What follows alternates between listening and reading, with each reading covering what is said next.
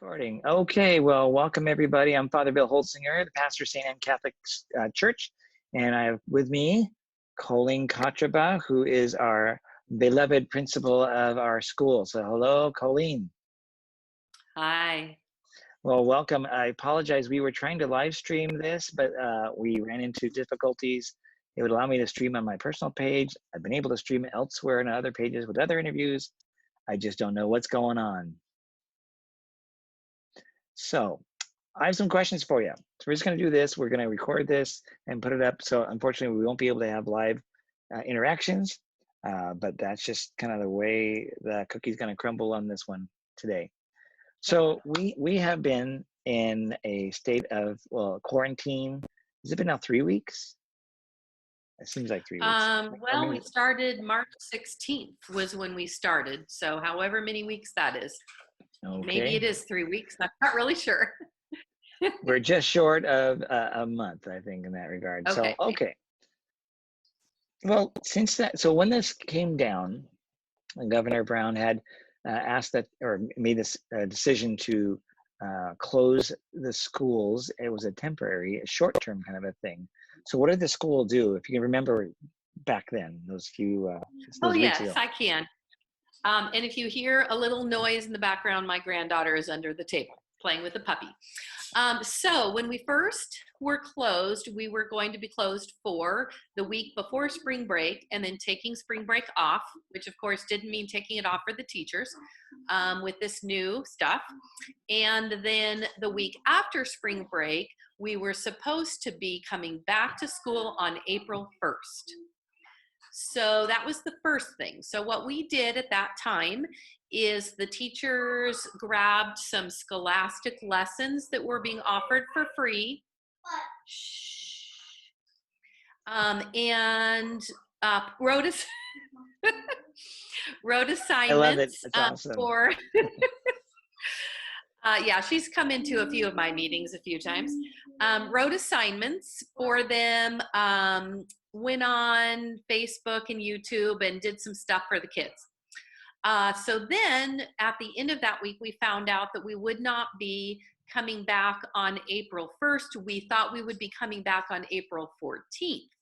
So we took the very end of March, a couple of days, to put into place a little bit more permanent solution. And that was a week of a lot of craziness. But we set up Zoom meetings with a schedule. We did our very best to make sure that not too many classes overlapped, but with that many, they're going to. We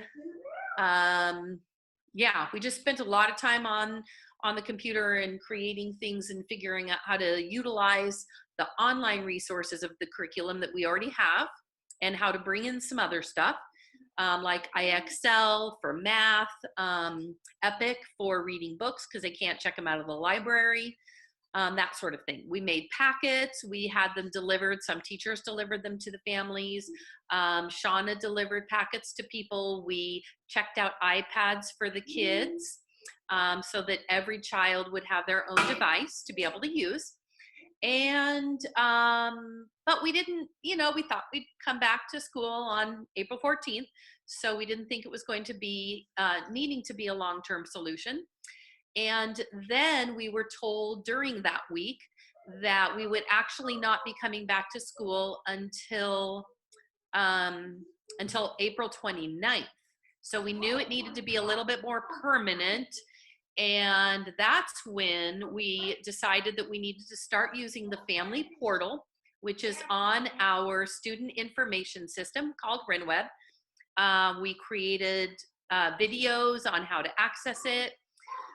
Dan and I held a Zoom meeting last night, and I'm trying, have not succeeded yet, in uploading that video somewhere, and nowhere will upload it, I think, because it's big.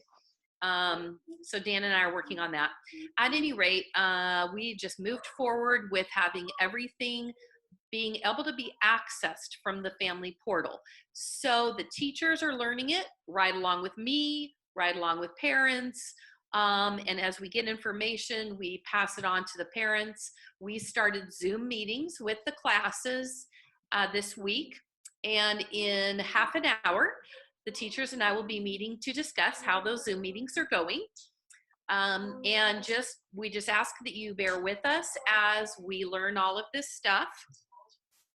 So going back, so that meant access to the school itself was prohibited or inhibited in some way. Yeah.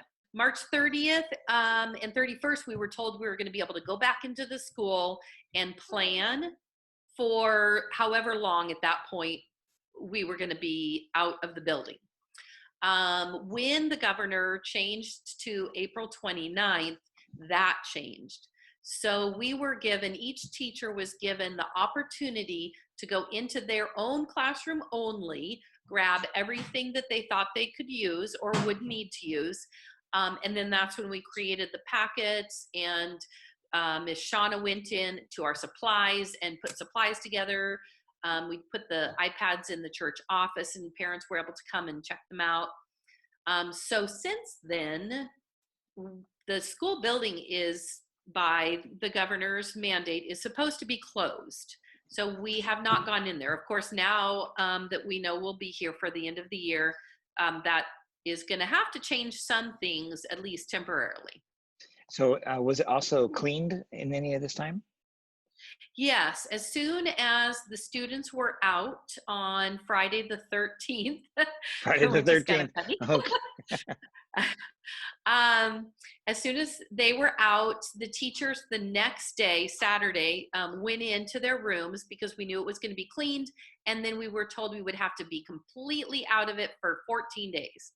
So Saturday, they went in and got stuff. And then starting Sunday, our janitor, Andres Diaz, had started going through the rooms and doing deep cleaning. And we basically were just told that we had to have nobody in there for 14 days. That's the amount of time that if you're going to get sick, you will know during that time. So that's what we did. Yeah. So I know that you've been working very hard. What was in trying to implement all this, what was the reaction of the teachers when all this was coming down? First of all, the biggest thing for the teachers is how very sad they are to not be in the classroom. When you're a teacher, you love being with your students. You love the interaction with them. Right. You understand that a lot of what you teach has to do with, while you're teaching, how the students are absorbing and understanding and reacting to the new information. So to not have your students with you while you have to try to teach a lesson is very difficult. You have to come up with completely different ways of figuring out how they're doing and what they're understanding. And that's even really hard when you are in a Zoom meeting with, say, 12 third graders or even 11 first graders, to figure out what they are all understanding. They're not right in front of you. So missing the students is huge. The teachers have been working a ton of hours, way more than they normally would, to try to figure out then, how do we do what is called a formative assessment? And that is, along the way, what are my students getting? Summative is like a test. We're at the end of this unit. We worked on it. Let's see what you remember or can do on your own. But formative is constant in the classroom. And that's what guides a teacher in knowing where to go next. So they have been working very hard. They are also educating their own children at home during this time as well. So basically, they get up early in the morning and they're working with their kids and their students till past their children's bedtime. So that's making it kind of real tough on the parents too. So it's not just parents dropping off their kids and then picking them up later and hoping that they'll be doing their homework. What are some of the things that parents are doing? Oh, it is. The younger the children are, the harder it is for the parents. For one, we have parents who have been laid off, had to close their businesses. They are home and with their kids all day long, and they're not teachers, and they're having to turn into, not completely homeschooling because they don't have to come up with any of the stuff, but they've got to find out before a Zoom meeting, what does my child need? Can I print it? If I don't have a printer, how do I give them access to this worksheet that they're going to be going over? How do I schedule for multiple children to be on the tablet or the iPad or the computer at the same time? What if my internet access is slow and Yes. two kids on a Zoom meeting at the same time and it freezes? Right, right. And Zoom takes up a lot of bandwidth, and everybody's hammering the internet right now. So it is, yeah, it's presenting its Yeah, own problems. with all of the kids home, but it's not just kids in school now. College students had to come home right away and start online classes. So the college students have been on, doing school since it closed. And then in addition to that, we have a lot of people who the governor said, if you can work from home, you must do that. So there you have it, a ton of internet use all during the day. Hmm. So do you have, are there things that, because now it's till the end of the school year, and we haven't heard anything official, I assume, from the Department of Catholic Schools, but we kind of make some Actually, we good, did. oh, we did. Oh, okay. What have you, Yeah. I got a letter from them last night and I emailed it to the parents. And basically, it says that as the governor has suggested we continue to do this, that's, we will abide by the governor's wishes because it is, having our health and well being at heart, as with everyone's. So the school will continue to stay closed as a building, and we will continue to do distance learning as we have. mhm. Okay, so what are some of the creative things that you've seen some of the teachers do? Because I mean, we got some awesome teachers, so I kind of want to brag on them a little bit and encourage their continuing and what the amazing things they're doing. So maybe what are some of the things you've seen that are impressive to you? Well, a lot, and I hope that I don't forget anyone. And if I do forget something, please don't feel slighted. Right off the bat, our early childhood teacher, Kathleen Price, immediately started just recording herself reading stories. And it would be like if the kids were, don't let him bite you, honey. No, no. If the kids were sitting at circle time in the classroom and listening to a story.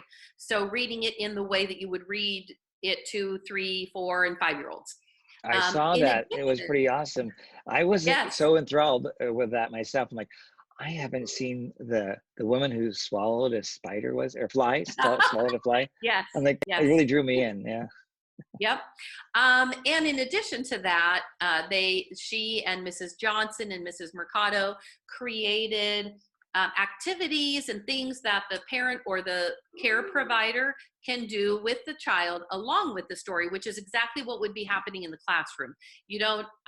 During sometimes you may just sit down and read a story to a kid, but when they're all sitting on the carpet together, they do a lot of critical thinking and problem solving and guessing what might happen next and talking about different things they see on the page. Just skill development within reading a story. So with those stories, she has included activities that the parent or care provider can do with the child during the reading of the story. So that was really awesome. And what that did was she put those all on YouTube. Well, that made us realize, hey, we should have our own YouTube channel. So then our aide, Amanda Patterson, who is very good with computer things, she contacted Stephen because there's, I believe, a church YouTube channel. And they got together and she created a St. Anne Catholic School YouTube channel. So now there are a number of things on there. One of them is Amanda recorded a video for parents on how to get on the family portal and access resources and lesson plans and stuff like that. And the other one was the same thing for students. If you're a student and you're logging in, where can you find what you need? So that was awesome. We've really built up our Facebook page a lot. Our PE teacher, Mr. Prestiani, who is Miss Shauna's husband, he is a retired teacher from 30 years of teaching and coaching. So he put on challenges. Miss Shauna recorded him talking, which you can tell he's not very comfortable with that, but he did a great job. I heard that he had bunny ears on the other day, and I haven't seen that one yet. Oh, I've seen them. They look pretty funny. Did you? I haven't seen it yet. So he challenges the kids. He's had some videos of what he's doing, and then the parents share pictures of the kids doing that. So that's been awesome. Mrs. Chesley, she's our first grade teacher. From the start of the school year, she's been using something called Class Dojo. And that is a way that the students and the parents and the teacher can interact. It's a real-time thing. So if the child gets like a point or reward or something, it'll go up there. And so she's been using that to do more things like posting little videos of herself talking to parents or students. Her son was reading a story on one of them. They use that to sing happy birthday to my grandson who had his birthday last Saturday. And of course is missing the big party with his friends. And also she uses a platform called Seesaw. Seesaw is an elementary platform where it's like a class wall, and you have events, you have announcements, you have links, all kinds of things that are in this kind of one place. So what she did with those is she posted those links to the family portal. Then she sent all of the families a document with their children's usernames and passwords for all of those things. So that's moved forward, and now the other teachers are going to be working on that as well. Mrs. Pachorik has all kinds of fabulous ideas that she shares with me. So she's working on a template for the teachers to use for the parents. So before you get on a Zoom meeting, here's what you need to know beforehand. This is what you're going to do during the meeting. This is what you do after the meeting. So she'll create a template for us to do that. And she also started a Zoom meeting schedule for us that Miss Shauna worked with us. So we do a shared drive in Google, and that way we can all collaborate and work together to do the best we can do. And Mrs. Bass, her kids are the older kids. She teaches 4th and 5th grade. She just started right in with the Zoom meetings, and they work a lot better for the 4th and 5th graders than they do for the They younger could probably kids. start writing their own programs at this point. I bet you the kids Absolutely, they do coding. So yes, I'm sure that they could. So every single teacher has. Mrs. Mercado is working on doing recesses for kids. So we're hoping to really get into that next week, and see how we can do online recesses for kids. Nice. There's just a lot of creativity going on, and while it's taking up a lot of time, it also is really utilizing the strength that good teachers have, and all of our teachers have it. And that is, how can we get creative in helping our children learn? And they are. It seems like it's a learning curve for everybody, teachers and parents and students alike. And the hope, I guess, and correct me if I'm wrong, that eventually that's going to get a little easier because we're familiar with the tools that are used, and that'll help us to be more efficient with our time. So we're not having to put so many long hours in, so kind of lower the stress of everybody. Of course, that is I must say, I want to offer too something that I was very excited and did not expect was we're having Wednesday masses as we normally do, but we're recording or live streaming them, and I've seen pictures of the kids watching them, and it's just been very touching for me to know that they're actually participating. And we make sure that live stream of that mass at 8:30 on Wednesdays is kid friendly. So that's been great. And then thank you for coming in and also making that link again with the families by being the reader. Yep. Yeah, that's been fun. And we've gotten a lot of pictures from parents each week of their kids watching the live mass, and we're putting those on Facebook too. Yeah. So you can find Nice. a lot of activities on Facebook. Awesome.